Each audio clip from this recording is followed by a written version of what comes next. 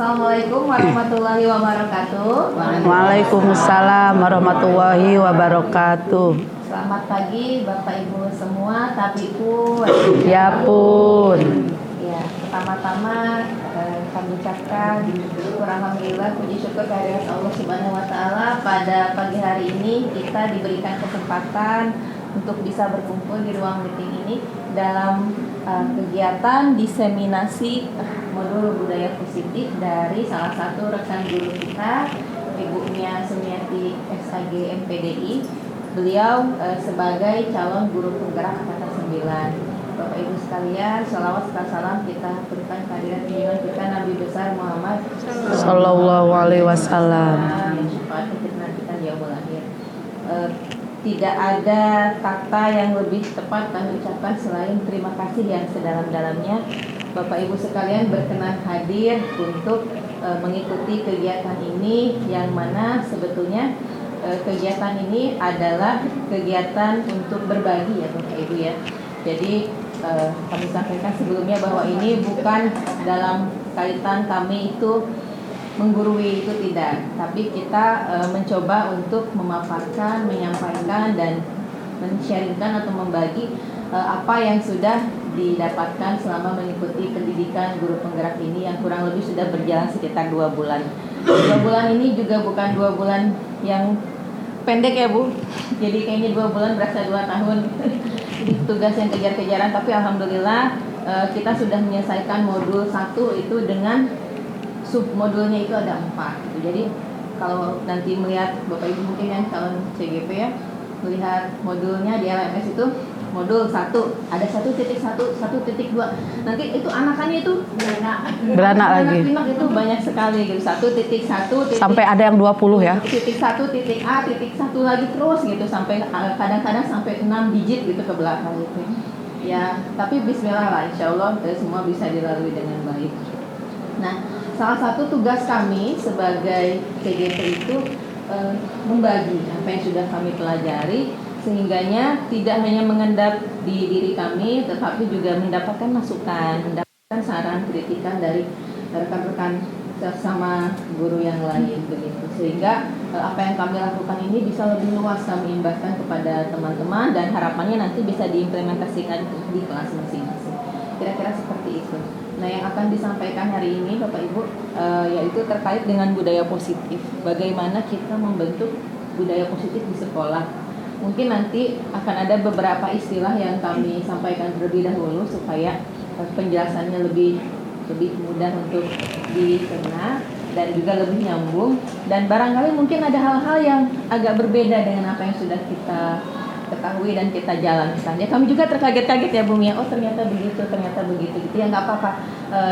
Kita namanya berbagi ya Bapak Ibu. Mudah-mudahan Bapak Ibu semua berkenan untuk terbuka menerima apa yang akan disampaikan, dan nanti akan ada sesi diskusi juga sehingga nanti kita bisa mengambil titik temu bagaimana seharusnya kita mengimplementasikan budaya positif ini di sekolah. Saya kira budaya positif di sekolah kita sudah baik, tetapi barangkali ada hal-hal yang bisa kita ambil dari apa yang sudah kami pelajari. Mungkin itu sesi diseminasi ini kita bagi menjadi 2 termin. Pertama adalah sesi presentasi, dan yang kedua nanti ada sesi diskusi. Jadi mari Bapak Ibu kita terbuka untuk menyaring informasi dan nanti kita sharing, saling bertanya, berdiskusi, memberi masukan dan lain sebagainya. Masukan juga untuk kami.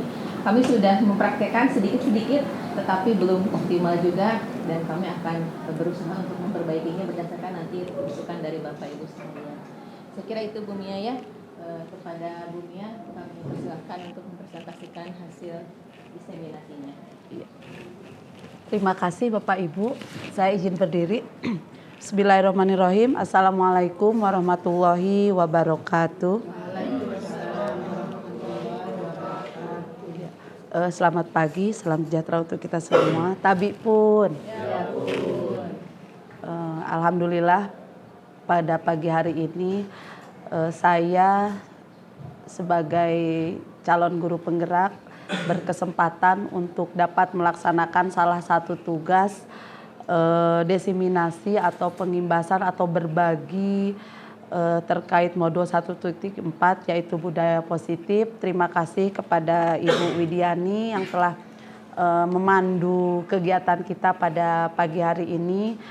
Semoga apa yang dapat kami sampaikan di sini bisa menjadi bahan untuk informasi sekaligus inspirasi bagi teman-teman semua terkait dengan budaya positif yang ada di sekolah. Bapak Ibu, saya izin mempresentasikan apa yang sudah kami pelajari di modul 1.4 ini. Seperti yang disampaikan oleh Bu Widiani tadi, bahwa kami sudah melalui selama 2 bulan ini melalui beberapa tahapan modul. Yang terakhir di titik 1.4, yang sebelumnya titik 1.1 itu berbicara tentang merdeka belajar, tentang makna dari pembelajaran. Kemudian yang kedua 1.2 kita belajar tentang bagaimana nilai dan peran seorang guru penggerak. Kemudian yang ketiga 1.3 kita mempelajari modul tentang visi guru penggerak. Dan yang keempat adalah tentang budaya positif. Bagaimana kita sebagai seorang guru mampu menciptakan budaya positif minimal di kelasnya yang diajarkan, kalau wali kelas apalagi mungkin di kelas yang bimbingnya, dan bisa mengimbaskan kepada kelas yang lain, sehingga ketika kelas yang lain sudah menerapkan budaya positif, insya Allah sekolah itu akan melaksanakan atau akan terjadi situasi yang positif juga. Bapak Ibu, selanjutnya ini perkenalkan terlebih dahulu, saya memiliki seorang fasilitator yang bernama Ibu Eni Susanti. Kemudian pengajar praktik yang langsung terjun ke sekolah memantau kami itu ada Ibu Asih Fitriana Dewi, dan saya sendiri Bapak Ibu sudah kenal. Saya Mia Sumiati, Bapak Ibu. Oke. Di sini tujuan diseminasi modul 1.4 ini saya mempunyai tujuan saya sebagai CGP dapat mensosialisasikan budaya positif kepada warga sekolah, minimal Bapak Ibu sebagai leader ya, wali kelas, leader di kelas, sehingga budaya positif ini nanti insya Allah akan tertularkan gitu. Kemudian guru penggerak atau saya mampu menggerakkan komunitas sekolah untuk bersama-sama mengembangkan dan mewujudkan visi sekolah yang berpihak kepada murid dan berlandaskan nilai-nilai kebijakan universal. Yang selanjutnya, tim sekolah dapat memahami, tim sekolah itu adalah kita semua, dapat memahami pentingnya mengetahui kebutuhan belajar dan lingkungan yang memfasilitasi seluruh individu di sekolah agar meningkatkan kompetensinya secara aman dan nyaman. Saya menyusun presentasi ini tetap mempunyai landasan kepada tujuan pendidikan dari seorang tokoh pendidikan kita, yaitu Ki Hajar Dewantara, bahwa tujuan pendidikan itu pada hakikatnya adalah menuntun segala kodrat yang ada pada anak agar mereka dapat mencapai keselamatan dan kebahagiaan yang setinggi-tingginya, baik dia itu sebagai manusia maupun sebagai anggota masyarakat. Oleh sebab itu kita sebagai pendidik itu hanya dapat menuntun ya Bapak Ibu, menuntun atau hidupnya kodrat manusia, kodrat anak-anak agar mereka bisa memperbaiki lakunya dan hidup tumbuhnya kekuatan kodrat tersebut. Jadi kita tidak bosan-bosan. Ki Hajar Dewantara berpesan kita itu hanya menuntun gitu. Kalau anak kecil berjalan itu kan dituntun, kita tidak maksa narik harus ke kiri atau harus ke kanan. Tapi kita lihat anak itu mau kemana, kita tuntun. Nah itulah filosofi pendidikan yang diajarkan oleh Ki Hajar Dewantara. Kemudian saya juga mengambil dari Standar Nasional Pendidikan sebagai dasar pada pasal 12, yaitu pelaksanaan pembelajaran itu harus diselenggarakan dalam suasana belajar yang interaktif, kemudian inspiratif, menyenangkan, menantang, memotivasi peserta didik, serta memberikan ruang yang cukup bagi prakarsa kreativitas kemandirian. Mungkin ini akan menjadi bahan renungan bagi kita, apakah lingkungan belajar yang sudah kita lakukan itu sudah seperti ini atau belum gitu. Karena ini adalah hak anak. Pembelajaran itu adalah sumbernya adalah anak. Kayak Bapak Ibu, kita langsung saja, saya hanya ingin memberikan sedikit pertanyaan pemantik kepada Bapak Ibu ya. Setuju ataukah tidak di antara Bapak Ibu semua? Nomor 1, apakah hukuman dapat mendisiplinkan anak? Ya, saya tidak membetulkan, saya tidak menyalahkan ya. Yang jelas Bapak Ibu pasti memiliki alasan kenapa menjawab setuju, kenapa menjawab tidak, gitu ya. Kemudian nomor 2, pemberian hukuman dengan hal positif seperti membaca atau membersihkan halaman sekolah dapat meningkatkan disiplin anak. Bapak Ibu menjawab setuju, mungkin ada yang juga menjawab tidak. Saya yakin Bapak Ibu juga tetap memiliki alasan gitu ya, tetap memiliki alasan. Kemudian yang nomor 3, memberi penghargaan dapat meningkatkan motivasi belajar anak.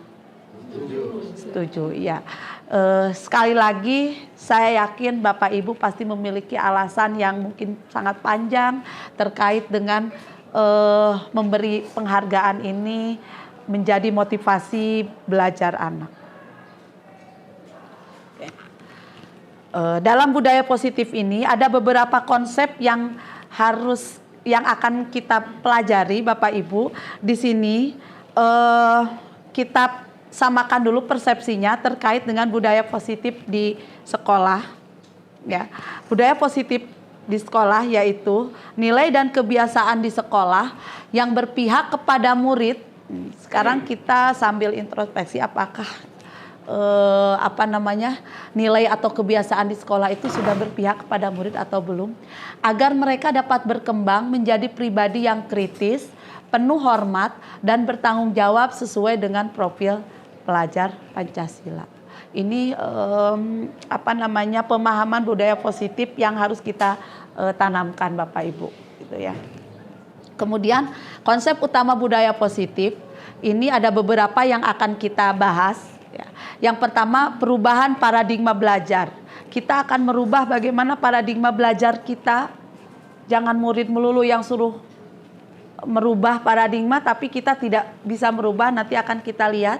Kemudian disiplin positif dan kebajikan universal itu seperti apa.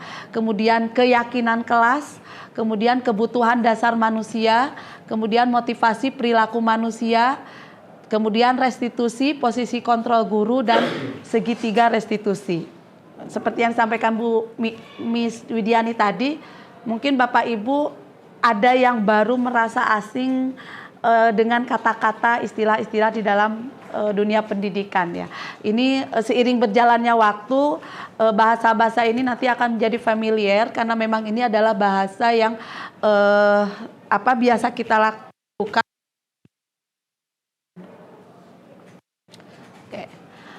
Perubahan paradigma belajar. Dalam membangun budaya positif, ini sekolah dapat menyediakan lingkungan yang positif, aman agar siswa mampu berpikir, bertindak dan mencipta dengan merdeka, mandiri dan bertanggung jawab.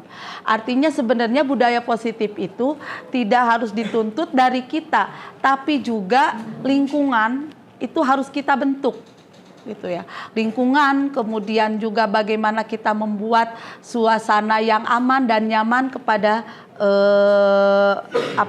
warga sekolah. Kemudian disiplin, apalagi siswa, itu sangat berkaitan dengan kontrol guru terhadap siswa. Bisa kita lihat ya, bagaimana disiplinnya siswa itu, ada yang siswa disiplin karena dikontrol. Ada yang tanpa dikontrol pun siswa sudah disiplin. Ini yang mungkin paradigma yang harus kita lihat di dalam pembelajaran kita. Kita harus memahami sebenarnya apa sih yang dibutuhkan oleh murid. Oke, Bapak Ibu, saya ingin sedikit semacam ice breaking lah ya untuk sebuah permasalahan atau sebuah pertanyaan. Bapak Ibu silahkan mencoba, saya menginstruksikan, tidak usah membaca kalau kepanjangan. Bapak Ibu adalah A, seorang A ya. Kemudian Bapak Ibu saya minta untuk mengepalkan salah satu tangan Bapak Ibu dengan kuat gitu ya. Terus coba Bapak Ibu bayangkan Bapak Ibu itu sedang menggenggam sesuatu yang sangat berharga di dalam tangan ini. Ya. Kemudian Bapak Ibu harus menjaga sekuat tenaga, saking apa yang dipegang itu sangat berharga, gitu ya. Kemudian Bapak Ibu juga bisa berperan sebagai seorang rekan. Mungkin Bu Tati bisa menjadi seorang rekannya Bu Desi, ya. Nah di sini rekan Bapak Ibu adalah seorang yang B, inisial B, mencoba dengan segala cara untuk membuka kepalan tangan Anda. Bapak Ibu membayangkan rekan kita itu memaksa atau merayu untuk membuka kepalan tangan ini, gitu ya. Bahkan mungkin rekan Bapak Ibu ada yang membujuk, merayu, bahkan mau ngasih duit agar mau membuka genggaman genggaman tangan Bapak Ibu. Bahkan ada yang sambil menggoda, menggelitik. Itu adalah realita kehidupan ketika kita mungkin sedang memegang sesuatu yang berharga tapi ada keadaan yang harus membuka, gitu ya. Nah ini Bapak Ibu bisa membayangkan. Nah sekarang kita langsung ke pertanyaan saja. Kira-kira apakah Bapak Ibu ya dapat membuka kepalan tangan tersebut, tetap dapat membuka kepalan tangan tersebut? Kira-kira nih, saya pengen tahu, Bapak Ibu setelah ada rekan yang merayu lah mungkin gitu ya, kira-kira Bapak Ibu akan tetap dapat membuka atau tetap menutupnya?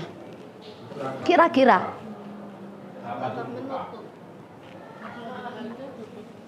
Ya silahkan. Kira-kira dapat menutup, tetap menutup atau membuka? Ya Pak Yoni bisa membuka. Mungkin urgennya apa ini? Apa dulu nih? tergantung urgen apa tidaknya. Oke. Sesuatu yang Iya. Saya yakin Bapak Ibu nanti ada yang menjawab. Saya mau seberapa urgen pun saya tetap menggenggam tangan saya. Ini adalah sesuatu yang berharga dalam hidup saya. Saya tidak akan membuka sampai kapanpun. Mungkin ada yang seperti itu. Ada juga yang saya orangnya nggak enakan. Saya akan membuka tanpa dirayu pun saya akan membuka. Ada yang ini dulu baru saya buka. Ada mungkin Wani Piro misalnya. Iya. Ya. Nah. Dalam kegiatan barusan itu sebenarnya kita bisa menjawab ya, yang memegang kendali untuk membuka tangan ini itu siapa Bapak Ibu? Apakah orang lain atau diri sendiri? Berarti yang bisa mengontrol diri kita adalah diri kita sendiri.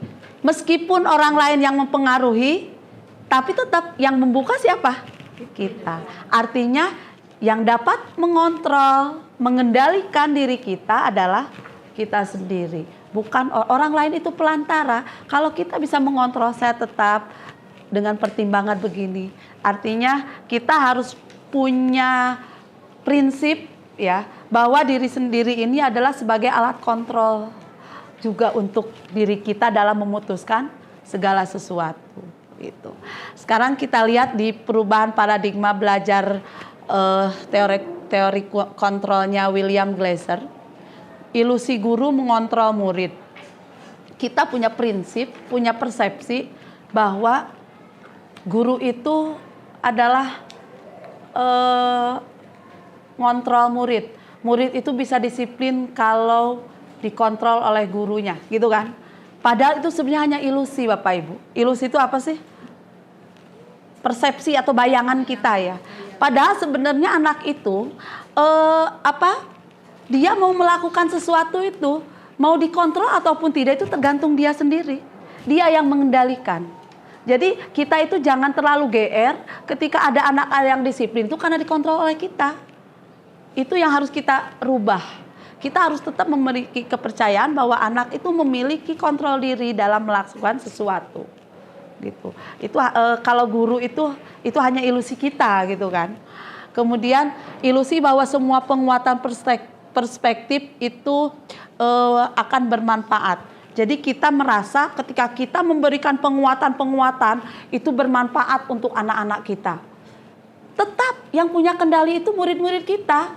Dia punya hak untuk menolak apa yang kita sampaikan. Karena persepsi baik itu kan hanya persepsi kita. Persepsi guru. Jadi kita tidak boleh mengecap gitu. Bahwa apa yang kita sampaikan itu akan memberikan manfaat secara utuh kepada murid. Karena tetap yang memegang kontrol, kendali adalah anak-anak kita sendiri. Ini yang harus kita rubah dalam paradigma. Kemudian ilusi bahwa kritik dapat membuat orang merasa bersalah dan menguatkan karakter. Bisa jadi gitu ya. Tapi tidak bisa semua menjadi seperti itu. Artinya apa? Kita harus berhati-hati dalam mengeritik siswa. Ini kan kaitannya guru dengan siswa ya. Mengeritik siswa, apalagi membuat siswa itu bersalah, itu akan merubah siswa itu menjadi baik. Bahkan mungkin ada guru yang sampai maaf sedikit membuli siswanya ke depan. Kamu kasih soal segitu aja nggak bisa. Temennya ketawa, gurunya ikut ketawa. Itu persepsi kita, anak ini nanti akan berubah menjadi baik. Mungkin yang tidur kita bangunkan, kita ledekin atau kita apa. Persepsi kita dengan seperti itu dia akan berubah karakternya menjadi baik. Itu ternyata salah persepsi kita seperti itu Bapak Ibu. Ya. Kemudian ilusi bahwa orang dewasa memiliki hak untuk memaksa. Ada juga. Bahkan mungkin kita masih punya persepsi guru itu punya peraturan yang harus diikuti oleh siswa. Padahal peraturan itu harus dibuat secara bersama-sama. Ini ya Bapak Ibu. Disiplin positif dan nilai-nilai kebijakan universal. Nah, sekarang kita mengupas sedikit apa itu yang namanya disiplin. Disiplin itu saya ambil sebenarnya beberapa pengertian disiplin, tapi saya cenderung kepada persepsinya Diane bahwa disiplin itu adalah belajar. Jadi pembelajaran itu adalah bisa menjadi pembentukan disiplin. Kemudian menurut Diane juga bahwa arti dari disiplin itu berkonotasi dengan disiplinnya dari murid-murid Sokrates dan Plato. Jadi dalam sejarah itu murid-murid Sokrates dan Plato itu mereka sangat teratur dalam belajar. Itu dipersepsikan sebuah kedisiplinan gitu. Kemudian disiplin dapat membuat seseorang menggali potensinya menuju kepada tujuan mulia. Di dalam budaya kita ya, kata disiplin dimaknai menjadi suatu yang dilakukan seseorang pada orang lain untuk mendapatkan kepatuhan gitu kan. Kedisiplinan itu kan identik dengan kepatuhan. Kita cenderung menghubungkan kata disiplin dengan ketidaknyamanan. Kalau tidak disiplin pasti tidak nyaman gitu kan. Disiplin juga mempelajari bagaimana cara kita mengontrol diri, bagaimana menguasai diri untuk memilih tindakan yang mengacu pada nilai-nilai kita yang hargai untuk tercapainya tujuan mulia yang diinginkan. Saya ambil kesimpulan bahwa sebenarnya yang namanya disiplin itu adalah kemampuan memerintah diri sendiri dengan modal tadi kontrol atau pengendalian diri ya untuk mengontrol dan menguasai diri dalam memilih tindakan yang mengacu pada nilai-nilai yang kita hargai dan penuh tanggung jawab tanpa diperintah orang lain. Jadi disiplin itu tanpa perintah, ya, tanpa perintah. Nilai-nilai yang kita hargai adalah nilai kebajikan universal. Nilai kebajikan universal yang merupakan tujuan mulia yang ingin dicapai di setiap individu. Ini nilai-nilai kebajikan universal sebenarnya banyak, tapi kita di dunia pendidikan saya cukup mengambil nilai-nilai kebajikan universal itu yang ada dalam dimensi P5. Ya. Dimensi P5 itu apa saja Bapak Ibu? Masih ingat? beriman dan bertakwa kepada Tuhan Yang Maha Esa dan berakhlak mulia. Kemudian mandiri, bernalar kritis, berkebinekaan global, bergotong royong, dan kreatif. Ini harus menjadi landasan kita dalam menjalankan atau melaksanakan disiplin, gitu ya. Kemudian yang ketiga itu adalah keyakinan kelas. Bapak Ibu, selama ini saya yakin di kelas Bapak Ibu, terutama mungkin wali kelas, saya bukan wali kelas tapi saya guru kelas, juga memiliki sebuah keyakinan kelas yang disepakati.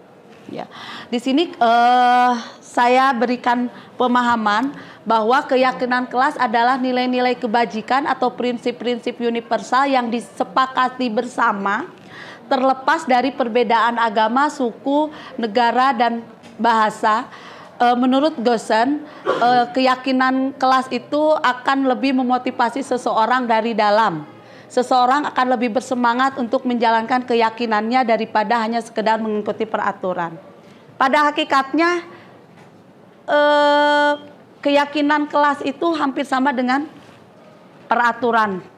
Hanya saja ketika peraturan itu menjadi sebuah keyakinan, itu akan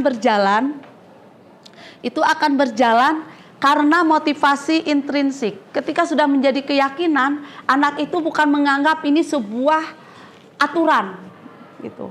Maaf, kalau seorang muslim, ketika kita melaksanakan sholat, tahapan kita, kalau sudah menjadi sebuah keyakinan, sholat adalah bukan menjadi sebuah beban.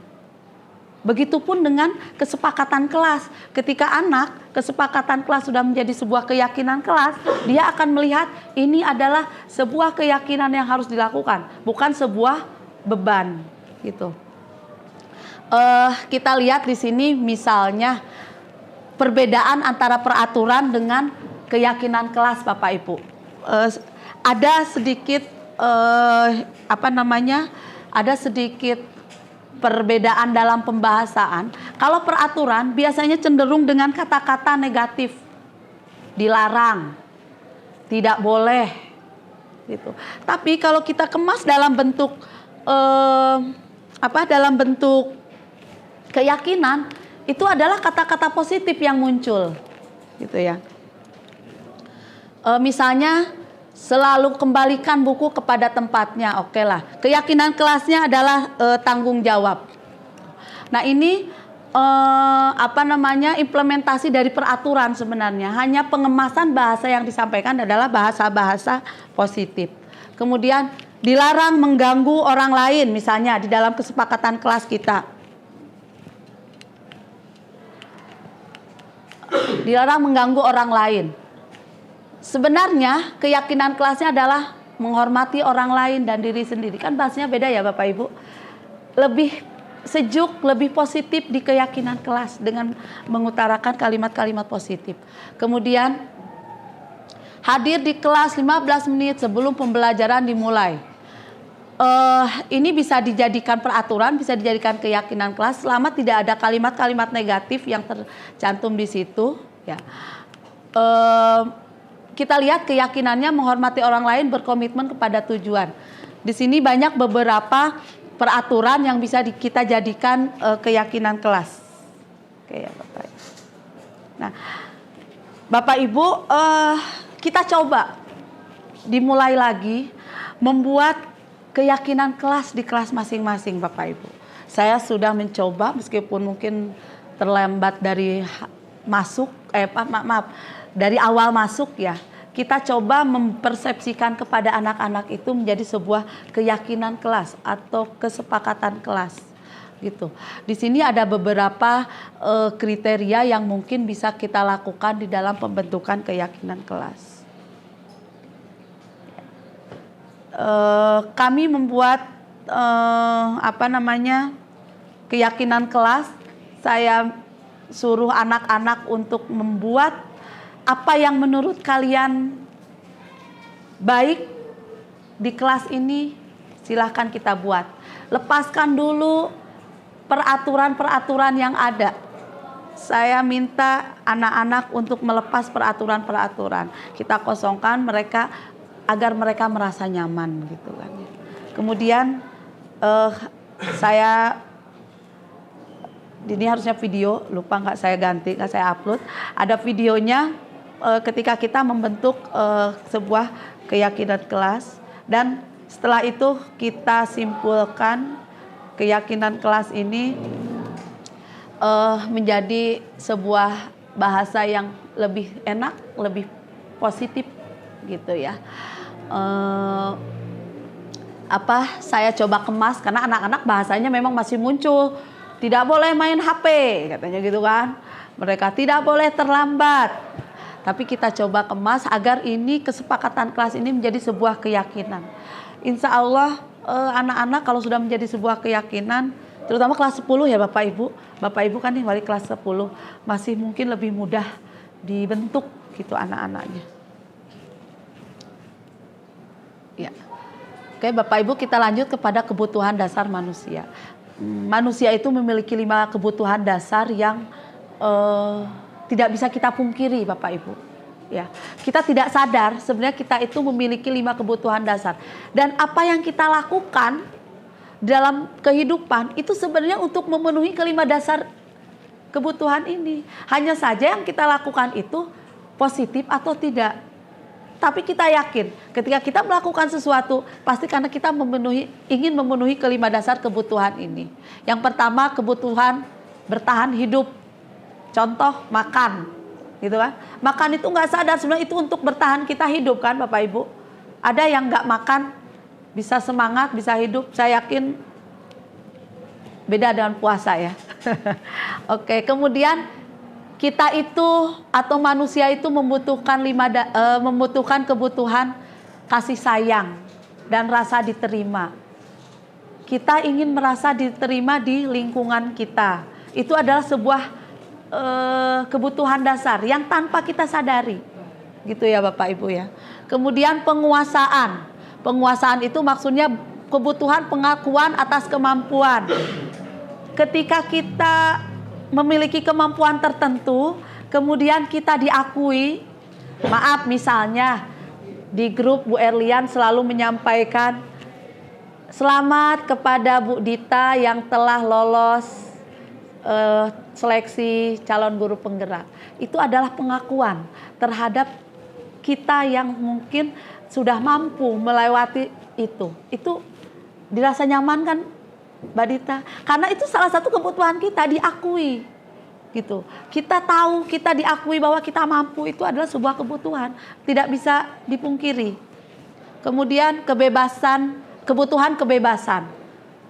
Kita itu pasti memiliki kebutuhan kebebasan yang tanpa kita sadari itu lakukan. Ya.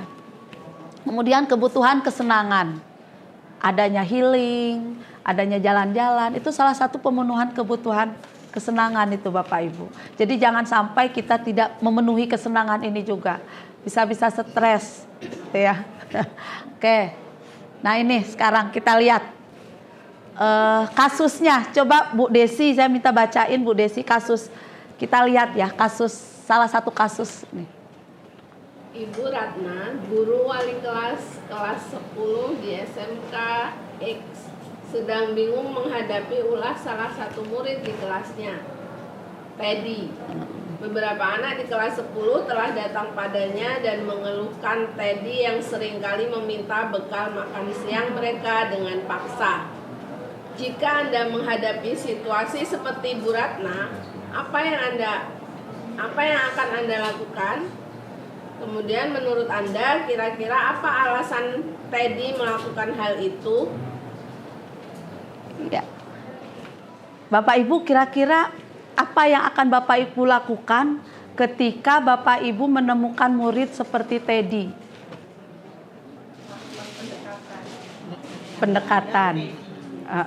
Pendekatan Bu Dita, apalagi? Pendekatan. Ngasih bekal. Oh, ngasih bekal. Ibu guru yang baik. Iya. Kasih uang untuk beli makan. Kasih ini beli gitu ya. Kamu nih ngerepotin temenmu. Ya. Bapak Ibu kita lihat dalam konteks penerapan disiplin positif, Ibu Ratna sebaiknya mencari tahu dulu, ya, cari tahu alasan Teddy melakukan tindakan tersebut agar mengetahui sebenarnya kebutuhan mana sih yang sedang berusaha dipenuhi oleh Teddy. Karena apa yang Teddy lakukan itu sebenarnya memenuhi kebutuhan hidupnya gitu, apa saja. Itu kita harus tahu Bapak Ibu, jangan langsung menyalahkan, jangan juga menyalahkan temennya gitu ya. Nah ini salah satu penerapan budaya positif itu seperti itu. Kita lihat Bapak Ibu, ini dadak nggak hidup pula. Tadi kayaknya hidup loh, Sekilas ya, baterainya kayaknya ini udah mau habis.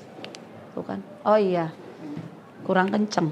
Oke, Teddy merasa hebat karena kita lihat, Teddy merasa hebat karena temannya merasa takut dan menuruti keinginannya.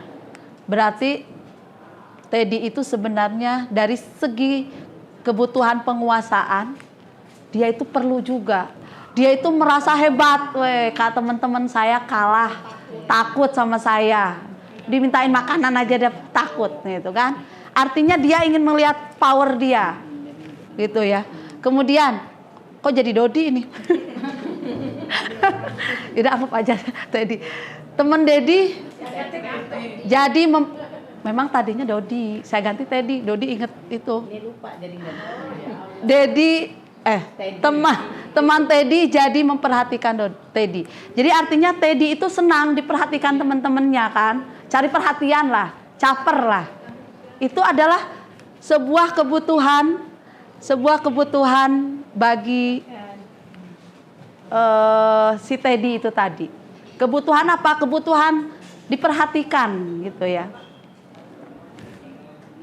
Kemudian Teddy lapar. Teddy lapar dan orang tuanya tidak membawakannya bekal makan siang. Betul yang kata Bu Puji tadi. Ya, ternyata orang tuanya yang berarti kan dengan alasan-alasan seperti ini, Bu Ratna bisa memberikan solusi. Ya. Kemudian ini Teddy merasa bosan karena selalu dibawakan bekal, ternyata dibawain bekal Bu, tapi itu lagi. Ceplok telur terus. Atau ayam geprek yang gampang gitu ya. Ternyata bosan, bawa bekal ternyata. Gitu ya. Kemudian ternyata Teddy hanya iseng aja menikmati wajah teman yang seneng bener lihat teman-temannya kesal itu.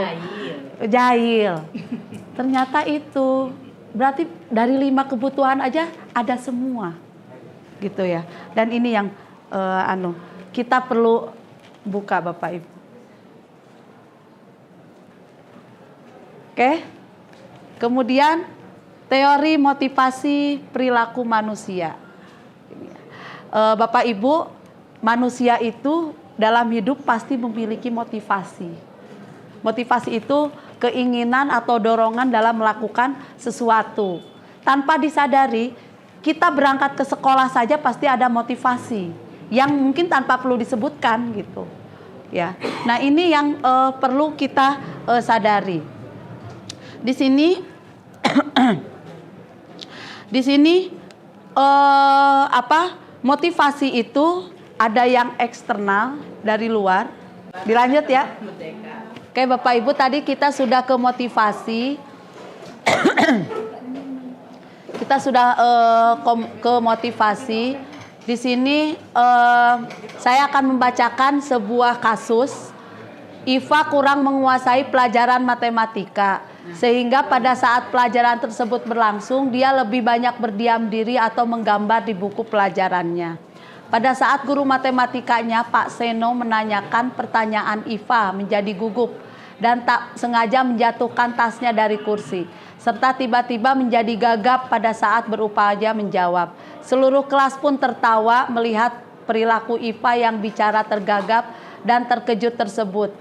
Pak Seno pada saat itu membiarkan teman-teman IPA menertawakan IPA yang tergagap dan malu yang luar biasa. Dan malahan minta IPA untuk maju ke depan dan belajar dan berdiri di depan kelas sambil menunjuk hidungnya karena tidak bisa menjawab pertanyaan Pak Seno.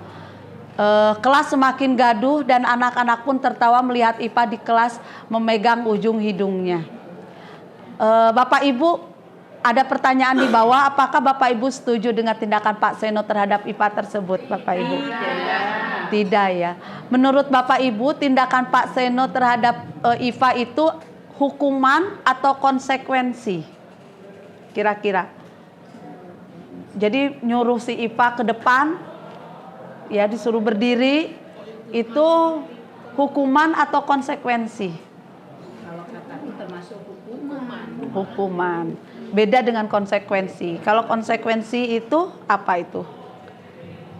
Konsekuensi itu kan akibat dia tidak mengikuti pelajaran, nggak bisa, itu ya akibatnya, konsekuensinya dia tidak tahu.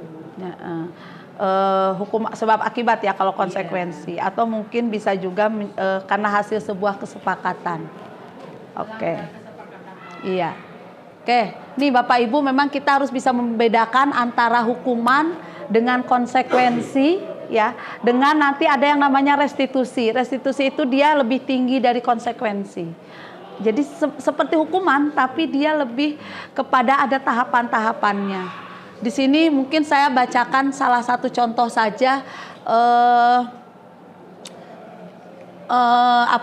identitasnya ya, Bapak Ibu, identitasnya. Kalau misalnya hukuman itu sesuatu yang menyakitkan harus terjadi. Karena saat itu kan, misalnya ada anak datang terlambat, masuk kelas, kamu datang terlambat, berdiri di depan. Karena itu bagi siswa sebenarnya menyakitkan. Karena memang terjadi dengan tiba-tiba. Kalau konsekuensi, sesuatu harus terjadi. Karena sudah disepakati. Misalnya ketika datang terlambat, harus berdiri dulu 5 menit. Itu sudah konsekuensinya. Kemudian kalau restitusi itu nanti akan ada pilihan yang dilakukan oleh guru terhadap siswa tersebut. Coba Bapak Ibu kita lihat di sini ya. Mencatat 100 kali di dalam buku kalimat. Saya tidak akan terlambat lagi, kan dulu ingat ya kita pernah melakukan. Itu hukuman atau konsekuensi Bapak Ibu? Hukuman. Ya, oke. Membersihkan coretan yang dibuatnya di meja tulis. Konsekuensi. Murid diminta push up 15 kali karena tidak menggunakan masker. Hukuman atau konsekuensi? Hukuman. Oke, mengganti kertas tugas teman yang telah dicoret-coret. Berjemur di lapangan basket pukul 12 siang karena mengobrol dengan teman. Murid diminta bertelanjang kaki sepanjang hari karena tidak menggunakan sepatu warna hitam sesuai peraturan sekolah. Berdiri di depan kelas sambil mengangkat kaki satu karena tidak bisa menjawab pertanyaan. Membersihkan tumpahan air di meja tulis karena tersenggol pada saat belajar. Ya. Kehilangan 10 menit jam istirahat untuk mengerjakan tugas karena terlambat datang dan tertinggal pelajaran selama 10 menit. Iya. Jawabannya kok nggak ada? Harusnya udah ada jawaban. Oke Bapak Ibu, itu tadi perbedaan antara konsekuensi dan hukuman, kita bisa membedakan ya Bapak Ibu. Nah sekarang kita ke restitusi. Restitusi itu merupakan langkah penciptaan kondisi bagi murid yang untuk memperbaiki kesalahan mereka. Dan ini merupakan salah satu kontrol guru sesuai dengan posisinya. Nanti kita akan lihat sebenarnya kita ini posisinya ada di mana ya Bapak Ibu. Posisi kontrol guru, satu sebagai penghukum. Pernahkah kita melakukan atau berkata-kata seperti ini? Kalau kamu tidak melakukannya, kamu akan begini-begini. Itu adalah posisi kita atau guru sebagai penghukum. Atau pembuat rasa bersalah. Kamu sudah mengecewakan ibu atau kamu sudah mengecewakan bapak. Itu merupakan menempatkan kita sebagai seseorang yang membuat orang itu bersalah. Kadang bahasanya sepertinya halus ya. Kemudian kita juga bisa memposisikan sebagai teman. Ayolah lakukan yang terbaik demi bapak dan ibu. Itu adalah posisi sebagai teman. Kalau sebagai pemantau, apa peraturannya? Kamu tahu konsekuensinya apa? Ya. Kamu tahu kan kalau kamu terlambat, kamu harus apa? Itu adalah kita sebagai pemantau. Kemudian kita juga bisa menjadi seorang manajer. Apa? Kita memberikan pertanyaan kira-kira dia itu mau apa setelah itu. Misalnya, kamu yakin sudah melakukan itu, kemudian kira-kira apa yang akan kamu lakukan? Itu sebuah posisi kita guru sebagai seorang manajer. Nah, di antara posisi ini kita upayakan Bapak Ibu, kita menjadi seorang yang mana? Posisi kita. Seorang penghukumkah? Pembuat rasa bersalahkah? Atau sebagai temankah? Atau sebagai pemantaukah atau manajerkah? Pemantau dan manajer. Ya, minimal kita menjadi seorang teman, pemantau dan manajer. Mari kita hilangkan kita menjadi seorang penghukum. Pembuat rasa bersalah juga kita coba hilangkan. Nah ini ya contoh-contohnya Bapak Ibu, nanti mungkin saya juga bisa share ya materinya. Bahasa-bahasa seperti ini kita introspeksi, kita ini sebagai seorang apa gitu. Saya kecewa sekali, itu adalah rasa bersalah ya. Kemudian kamu tidak pernah benar melakukannya, kamu tuh salah terus, itu penghukum itu. Kamu tuh nggak pernah datang pas waktu, kamu selalu terlambat. Nah, itu penghukum. Kita coba menjadi seorang teman bagi anak-anak kita, menjadi pemantau, menjadi manajer. Oke. Nah, ini satu lagi Bapak Ibu, dalam melaksanakan posisi kontrol tadi, ada segitiga restitusi namanya Bapak Ibu. Restitusi ini adalah seperti tadi upaya mengembalikan kondisi siswa ketika dia bersalah agar dia tidak merasa terpukul atau tertekan gitu. Di sini ada 3 langkah. Yang pertama menstabilkan identitas, kemudian validasi tindakan yang salah dan menanyakan keyakinan. Menstabilkan identitas itu Bapak Ibu, langkah pertama menstabilkan identitas, contohnya berbuat salah itu manusiawi. Ibu juga sama pernah berbuat salah gitu. Jadi memberikan agar anak itu menjadi stabil kembali. Oh iya ya, tidak hanya saya yang berbuat salah gitu. Bahkan kalau bisa dikuatkan, ibu pun pernah berbuat salah, tidak hanya kamu saja gitu. Itu dalam melaksanakan segitiga restitusi tahapan yang pertama. Ini tidak ada manusia yang sempurna gitu. Terus ibu tidak mau mencari siapa yang salah, ibu hanya ingin mencari solusi gitu. Itu artinya tahapan yang pertama. Kemudian validasi tindakan yang salah. Kita memvalidasi bahwa tindakan dia itu salah, tapi ada bahasa yang disampaikan, misalnya ibu yakin kamu melakukan itu pasti ada alasannya. Artinya memang salah, tapi pasti ada alasan. Kita tanya alasannya apa, gitu ya. Ini yang perlu kita lakukan di langkah yang kedua. Kemudian langkah yang ketiga, menanyakan keyakinan. Kita kembali kepada keyakinan awal. Ketika anak sudah mengakui, memberikan alasan, baru kita kembalikan. Kamu ingat nggak dengan keyakinan kelas yang pernah kita kesepakati? Atau kamu tahu nggak peraturan sebenarnya di sekolah? Mungkin kalau kita sudah ada, tahu Bu, apa, begini-begini. Berarti dia flashback kepada peraturan. Dan dia mengakui, oh kesalahan saya tidak sesuai dengan peraturan tersebut. Gitu. Atau kamu mau menjadi orang yang seperti apa sebenarnya? Nah ini merupakan tahapan segitiga restitusi yang dilakukan. Ya. Bapak Ibu, ini saya kemarin sempat melaksanakan ini. Ini sebagai penutup saya. Saya sudah melaksanakan mencoba melaksanakan 3 tahapan restitusi ini, dan kebetulan kasusnya ya real gitu ya, jadi nggak dibuat-buat. Ternyata mereka nggak mau kalau kasusnya dibuat-buat kan.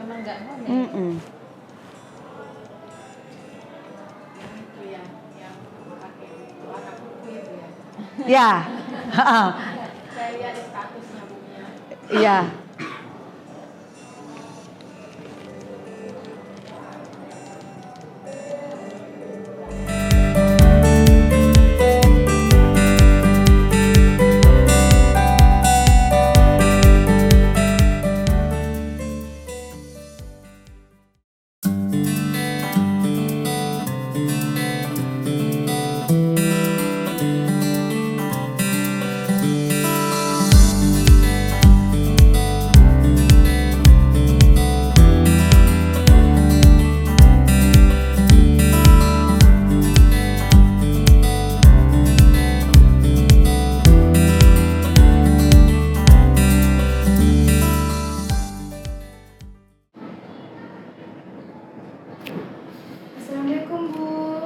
Waalaikumsalam warahmatullahi wabarakatuh. Masuk Nabila.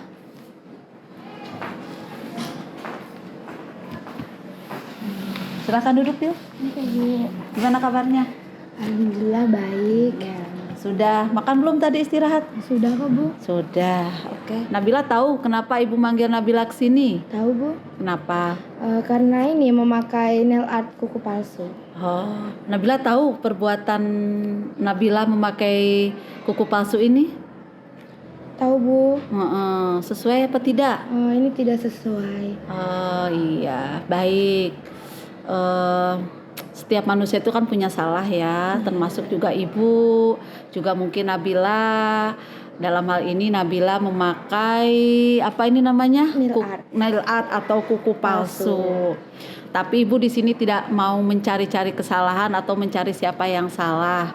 Ibu akan mencoba memberi solusi agar Nabila tidak mengulangi perbuatan ini lagi. Nabila pasti punya alasan kenapa Nabila memakai kuku palsu seperti ini. Jadi gini Bu, kan di TikTok lagi ngetrennya zamannya pakai nail art nih. Nah, jadi aku tuh kayak tertarik gitu cara kayaknya cantik banget nih kan di kukuku. Nah, terus ya udah aku coba-coba ya jadinya kayak gini. Oh, ada lagi alasan yang lain? Tidak sih Bu, cuman ingin coba-coba aja. Oh iya. Nabila masih ingat nggak keyakinan kelas kita? Pada saat awal kita masuk di kelas, kita membuat kesepakatan untuk membuat sebuah keyakinan kelas. Masih Bu. Apa itu? Berpakaian dan berpenampilannya rapi, lalu beratribut yang lengkap sesuai ketentuan. Iya.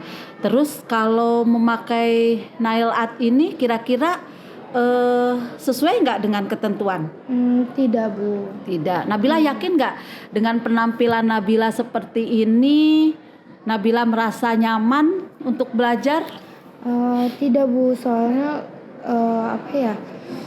Kalau buat nulis itu susah karena kepanjangan juga. Oh gitu.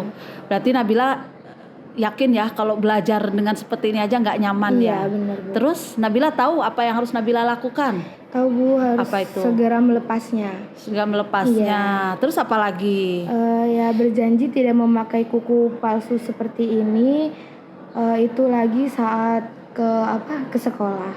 Tidak memakai itu lagi. Berarti Iya, saat ke sekolah. Kapan akan memulai Nabila untuk melakukan hal tersebut? Sekarang juga. Nah, sekarang juga berarti mulai sekarang Nabila segera melepas ya kukunya seperti ini, kemudian berusaha untuk tidak terikut atau ikut-ikutan tren yang tidak sesuai dengan keyakinan sekolah dan keyakinan kelas. Iya. Iya, berarti Nabila sudah yakin dengan memakai kuku ini tidak nyaman, segera akan dilepas. Terima kasih ya Nabila. Ibu yakin Nabila adalah anak yang patuh, yang rajin, taat pada aturan. Boleh Ibu peluk? Boleh. Iya. Terima kasih, semoga sukses. Siap menjadi pribadi yang lebih baik? Siap Bu. Iya. Oke, mulai sekarang dilepas, silahkan ke ruang tata kecantikan, minta ibu guru di sana untuk melepas. Terima kasih ya Bu. Iya, oke. Izin dulu Bu. Ya, Assalamualaikum. waalaikumsalam warahmatullahi wabarakatuh.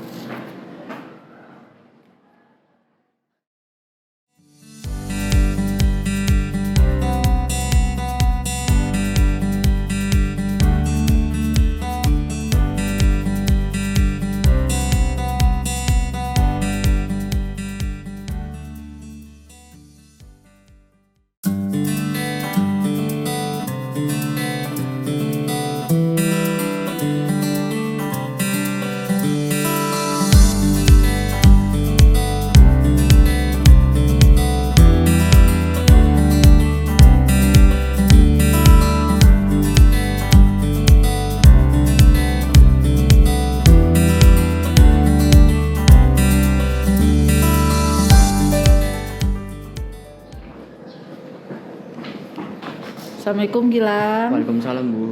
Gimana kabarnya, Lang? Alhamdulillah baik, Bu. Sudah sholat zuhur belum? Sudah, Bu. Sudah. Oke, Gilang. Gilang tahu nggak kenapa ibu manggil Gilang? Tahu, Bu. Kenapa? Karena rambut saya gondrong dan saya bermain HP ketika jam pelajaran. Oh, Gilang tahu nggak apa yang sudah Gilang lakukan itu benar atau salah? Salah sih, Bu. Salah. Salah. Apa itu perbuatan itu? Salah ya? Baik Gilang. Setiap manusia itu pasti memiliki kesalahan, termasuk ibu. Gilang juga mungkin. Di antaranya Gilang rambutnya sudah panjang, kemudian lagi pelajaran ibu kemarin Gilang main HP ya, sedang teman-temannya sedang diskusi, Gilang malah main HP. Gilang pasti tahu alasannya. Kenapa Gilang melakukan hal tersebut? Kenapa Gilang rambutnya panjang? Kenapa Gilang main HP pada saat belajar? Kenapa Gilang? Kalau rambut itu saya belum sempat ke tukang cukur sih, Bu. Oh, belum sempat tukang cukur. Dan kalau masalah HP, saya hanya gabut saja, Bu. Hanya gabut saja sih, Bu, waktu jam pelajaran. Untuk membuka HP sebentar. Oh gitu, iseng aja tadinya. Iseng aja tadi, Bu. Gilang, inget nggak? Dulu kita pernah membuat kesepakatan untuk sebuah keyakinan kelas. Masih Kira-kira ingat, ingat apa? Pertama, memakai seragam yang rapi. Kedua, tidak bermain HP ketika jam pelajaran dimulai. Oh iya, Gilang yakin dengan penampilan Gilang yang sekarang ini belajar tidak nyaman? Tidak, Bu, tidak nyaman. Kemudian main HP itu konsentrasi tidak belajarnya? Sangat mengganggu konsentrasi, Bu. Oh, nggak fokus ya.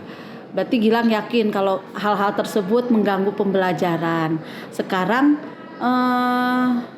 Ibu mau tahu kalau itu merasa tidak nyaman, apa yang harus Gilang lakukan? Untuk masalah rambut, saya pergi ke tukang cukur dulu, Bu. Oh, harus potong rambut. Harus potong rambut dulu.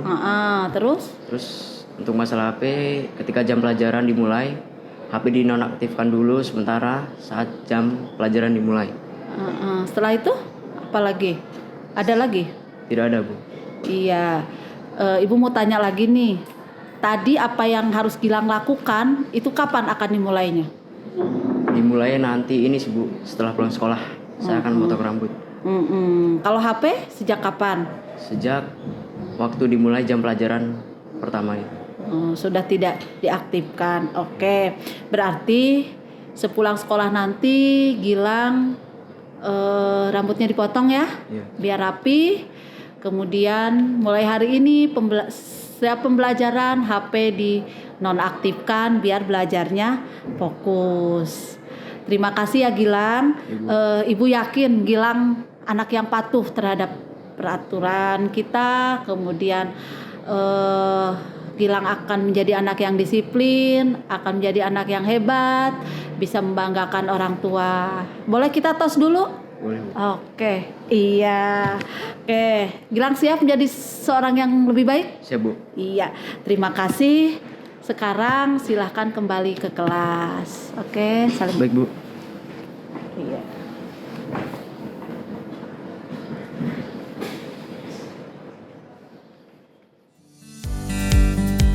Saya senang sekali Bu Mia membantu menyelesaikan permasalahan dan kesalahan saya dengan langkah segitiga restitusi. Terima kasih Bu Mia telah mengembalikan kepercayaan saya dan membuat saya bersemangat menjadi pribadi yang lebih baik dan membanggakan kedua orang tua saya. Saya senang sekali Bu Mia membantu menyelesaikan masalah saya secara segitiga restitusi. Terima kasih Bu Mia telah mengembalikan kepercayaan diri saya dan rasa semangat saya dan ingin menjadi pribadi yang lebih baik lagi dan membanggakan kedua orang tua saya.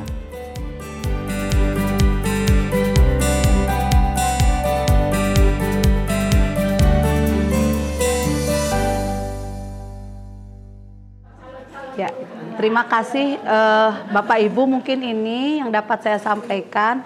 Mudah-mudahan apa yang saya sampaikan bisa bermanfaat, bisa menjadi bahan inspirasi buat Bapak Ibu semua. Saya kembalikan kepada Ibu Widiani. Bisa disenanti materinya ya Bu ya? Ya, Bu. siap. Terima kasih Bu Mia Iya. atas paparan materinya. Bapak Ibu sekalian juga sudah menyimak dengan baik. Mungkin kita langsung pada sesi yang kedua, sesi tanya jawab. Disilakan kepada Bapak Ibu yang ingin memberikan masukan Tanggapan atau aja, bertanya, masukan. atau mungkin menambahkan apa yang masih kurang dari praktek yang sudah dilakukan oleh rekan kita.